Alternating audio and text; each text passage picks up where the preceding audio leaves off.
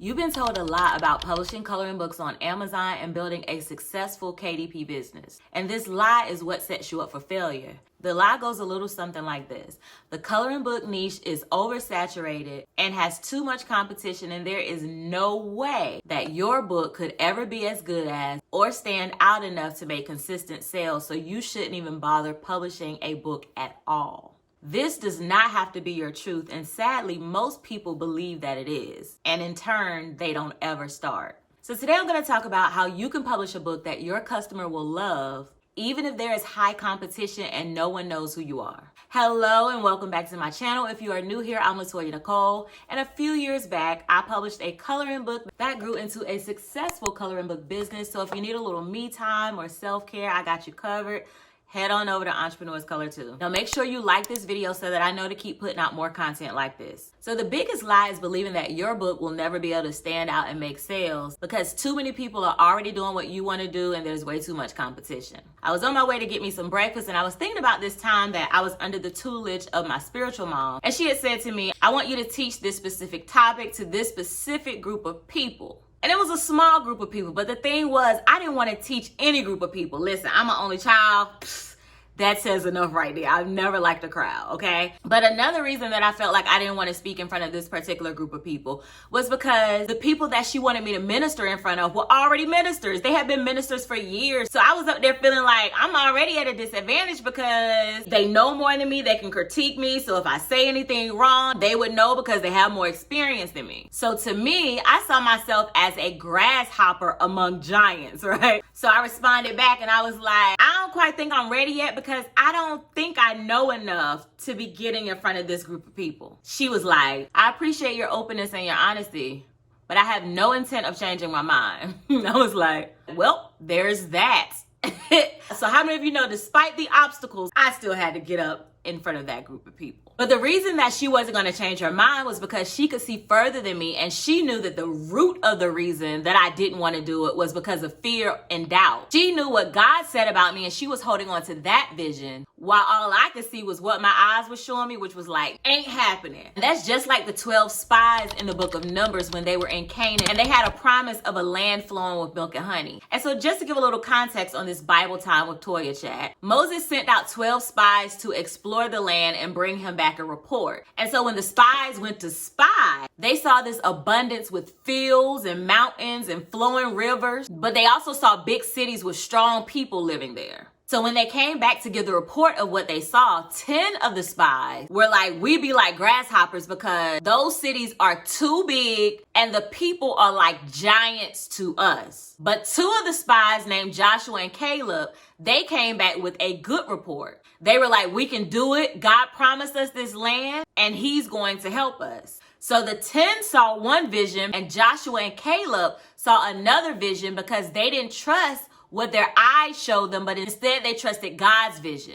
So touch your neighbor and say, what do you see? Okay, so how do we actually press past this fear and doubt and publish a book that your customer will love, even if there is high competition that looks like giants? The strategy that I recommend is 2 parts. So you're going to make a book that is 1, in demand, and 2, that your customer will love because you are going to send your own traffic to Amazon by marketing you and your story. That is what is going to set you apart from all of the other books that are already published. When you understand your value and what you bring to the table, you can add uniqueness by putting parts of you in your book and then marketing your story so that others in turn can relate to you and your product. There is always room for new books coming in, even if no one knows you. And you have to remember the reason there is high competition is just because there's high demand. And anyway, marketplaces are supposed to be full of products. When you go down the bread aisle, you never once think to yourself, oh my God, there's just so many breads. I mean, this is just so overwhelming. Why would everyone make all this bread in the store? I can't choose. Not once do you ever go down the bread aisle or any aisle for that matter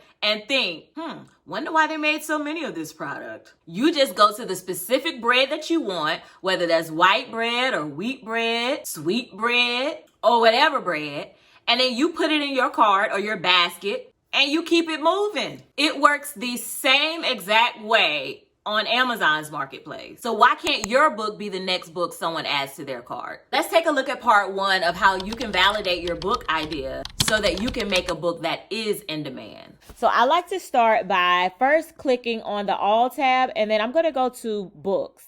And then after I go to Books, any ideas that I've already been thinking of, because, you know, if you're going to be publishing a coloring book, most likely you've already started thinking, oh, I could put this in my book and I could put this in my book. So you already have some type of ideas in your mind, right? I'll go to the books category and I will start typing those ideas in the search. So let me do the first search as coloring book. All right. When I do a search for coloring book, you see how there are over 70,000 results for coloring books.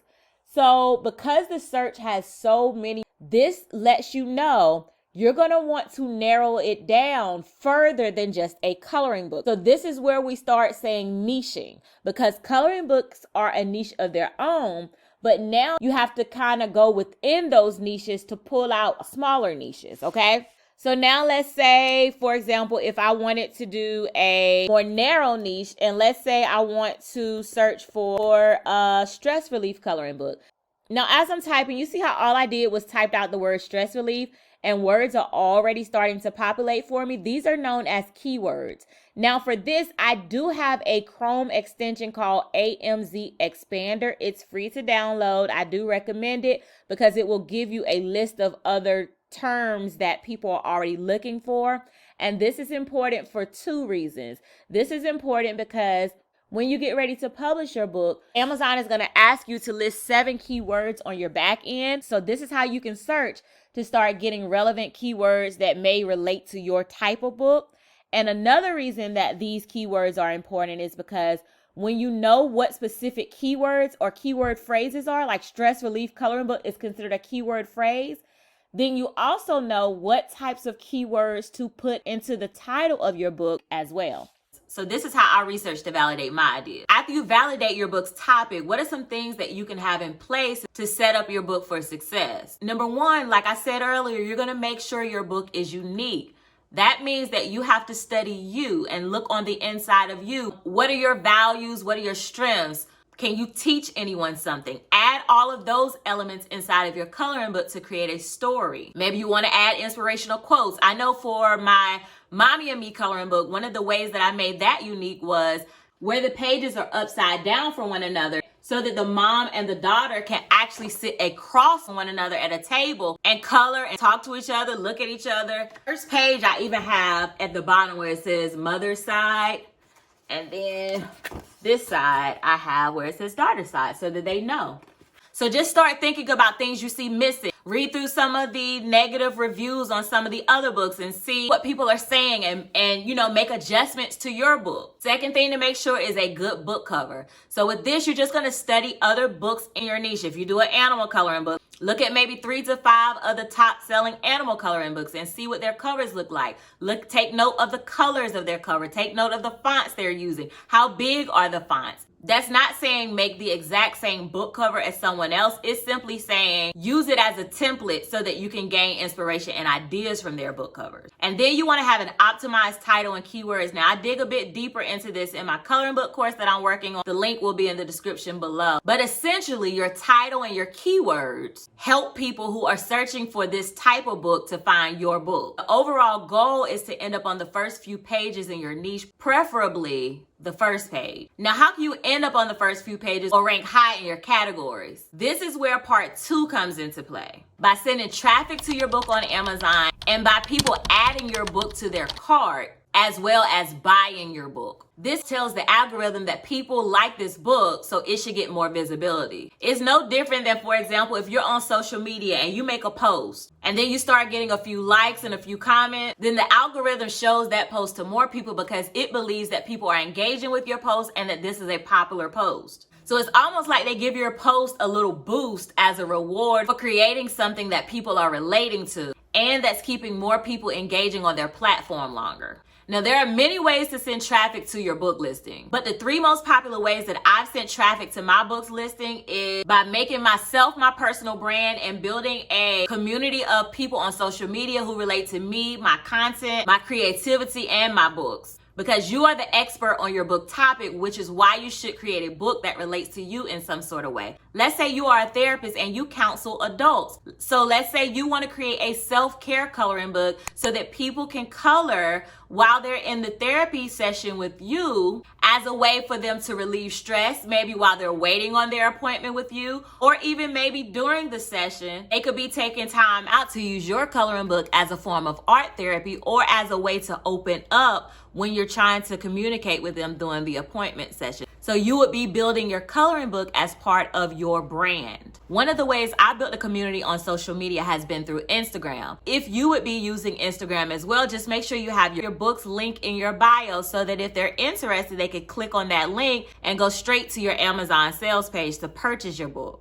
And in your post on Instagram, just make sure you're showing your personality. Switch the post up. Don't always be selling your product, but sometimes create funny posts. Sometimes create relatable posts. Then create engaging posts that ask questions. Also use Reels to gain visibility because you want to create content that gets you seen and content that helps build your relationships. Next, build an email list. Now, I cannot stress enough how important an email list has been in building my coloring book business. The way you start building an email list is by using something called a freebie. So this is going to be something that you know your particular customer would want. For example, they may want a free coloring page from your coloring book. If you have a self-care coloring book business, they may want to know more about self-care. So maybe you can create a little ebook that tells them ways that they can relax while they're at work or relax throughout the day. Anything that you think that would be beneficial for them, create that as a freebie and go ahead and put that freebie in your link as well. Third is influencer marketing. So if no one knows about your book or your brand, it's like you don't exist. So you have to get your book seen. You can use small niche influencers or well-known influencers. The key is that whoever you choose, you want to make sure they're niched enough where their audience actually respects them and listens to them and values their opinion. So that way, whenever the influencer says to their audience, hey y'all, I just got this beautiful self-care book that's helping me get through the day. Y'all need to go get you one. The link is in my bio. You can get it from Amazon. Their audience trusts them. Their audience is now going to go to that link on Amazon and get that book. But only work with influencers that make sense to your specific topic or your book niche. So if you're doing a coloring book celebrating Black women, then think about things Black women like. Maybe you should promote or advertise on Black hair pages, things like that. The key to promoting on pages is how good are you at telling a story through a meme? But the overall point is to build a relationship and a community with your audience and then convert your audience into buyers or either use other people's audience so that they can convert their audience into buyers for your book. Now, all of these things do take strategy and they do have challenges, okay? But that's not to discourage you. In fact, I hope this video encourages you, especially if you felt like you've been afraid to move forward with publishing your book. Doubt may creep in, but that lie is just a distraction, and you have the power to remind yourself that that's not my vision. My vision is success. The audience that you're going to build by simply being yourself is going to attract the exact people that can relate to you and your story. What do you see, doubt or success? Is this going to be the year where you're going to stop stopping and finally start?